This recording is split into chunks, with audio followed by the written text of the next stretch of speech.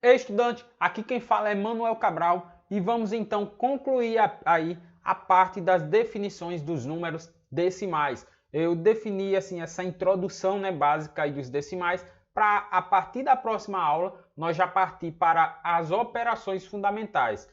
Ela, adição, subtração, multiplicação e divisão de decimais. Beleza? Então, dando continuidade aqui, vindo para a tela do computador, vamos lá. Nós já abordamos de uma forma geral o que é o número decimal, como é, porém a gente não sabe como pronunciar ele, como ler um número decimal. Então, nesse caso agora, vamos abordar isso. Os números decimais em si, eles são posicional, né? Como eu já havia falado antes, então eles são lidos de acordo com as casas decimais correspondentes. Por quê? Porque se ele possui um número inteiro, diferente de zero, né? Porque se for zero, vai ser 0, e assim sucessivamente diz os valores.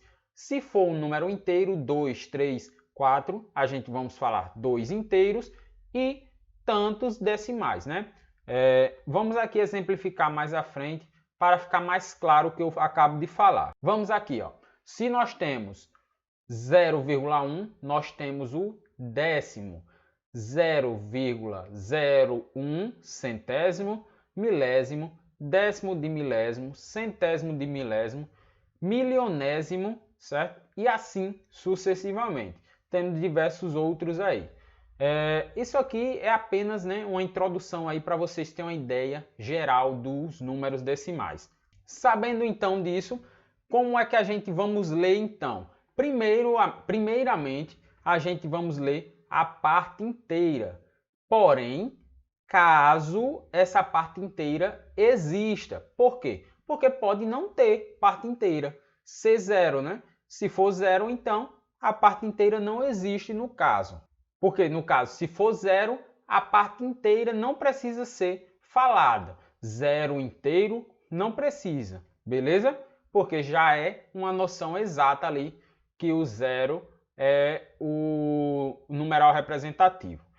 E logo em seguida, após a leitura da parte inteira, nós lemos a parte decimal, certo? No caso, seguido devido ao posicionamento de cada algarismo à direita da vírgula. Ó, primeiramente, né, parte inteira, unidade, dezenas, centenas e assim sucessivamente. A parte decimal, décimo, centésimo, milésimo e assim também sucessivamente. Exemplos aqui no caso, nós temos aí ó, o 0,4. 0,4 entra lá naquele caso que não precisa, né, dizer que o zero é um inteiro. Então fica 0,4 décimos, certo? 4 décimos no caso aqui então. Aqui nós temos 2 inteiros, que é a parte inteira, né? À esquerda da vírgula, e à direita da vírgula nós temos 11 centésimos, certo? Aqui nós temos o zero, onde não precisamos falar, né? Então nós teremos aqui 231 milésimos, certo? E assim sucessivamente. Esse caso, né, milésimo, lembramos logo daquela questão de milésimos de segundo, que às vezes, né, uma corrida, principalmente aqueles corredores de alta velocidade ou natação, né, de 25 metros, 50 metros, utiliza muito dessa parte aqui, né, essa parte decimal muito pequena. Continuando, né, a parte de definição aí dos números decimais, nós, como eu já falei, tem os números finitos ou exatos, né? Uma das partes dos números decimais. O que é isso? Um número finito é quando temos uma conclusão, temos uma resposta final, certo? 1,3, 1,5, menos 2,86 e assim sucessivamente. Ele tem um início, um meio e um fim, certo? Então, por esse motivo que é considerado números decimais finitos ou exatos, porque além de ser decimal, mas tem um fim. Mas, porém, todavia, também temos a parte de dízima periódica ou decimais infinitos. O que é isso?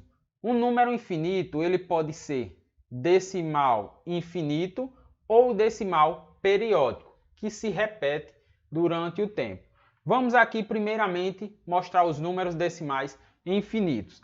Aqui, ó, o número decimal infinito, ele é considerado quando nós temos uma infinidade de dígitos. Vamos supor aí que nós tenhamos um número que fica, ao dividirmos ele aí, fica 1,333333 e assim sucessivamente. Temos diversos números, como também algumas constantes, né? Então, exemplos aí, ó, 412 inteiros, 11, 22, 35, 49 e assim sucessivamente, ó. Colocamos aqui pontinhos de infinidade de número. Outro valor aqui, menos 5,22, 72, 76 e assim sucessivamente também com a infinidade de números. Então, é considerado os números decimais infinitos. Com isso, então, vamos agora falar sobre os números decimais periódicos infinitos, certo? Dentro desses números infinitos existe uma classe, que é a parte fracionada, que é chamada de números decimais, com períodos infinitos, né? Mas por que então ele é considerado ou chamado aqui de dízima periódica ou decimal periódico? Por que então ele é chamado disso? Porque ele se repete, porque no caso, então ele se repete em blocos de algarismos, certo? Como assim? Vamos lá. No exemplo aqui em questão, nós temos o 3,333333 e assim sucessivamente, porque ele é considerado uma dízima periódica.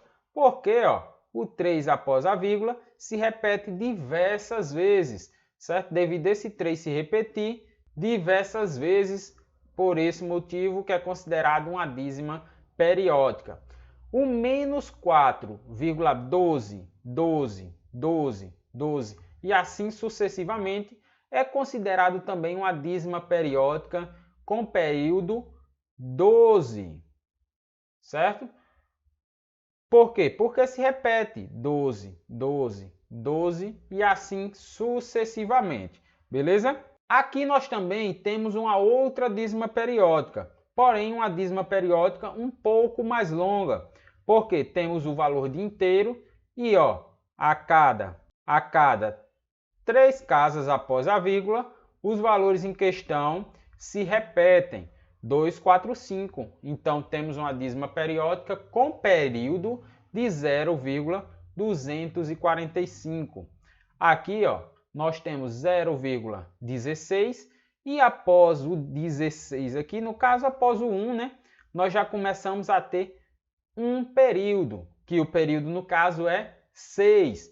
Então, nós temos aí um período que se repete de 0,06 e assim sucessivamente. A ideia geral aí de dízima periódica, a definição básica aí já foi abordada aí para vocês. Agora, nas próximas aulas, a gente já vamos partir para a parte de operações fundamentais dos números decimais, beleza? Por hoje, então, ficamos por aqui e nos vemos então nas próximas videoaulas.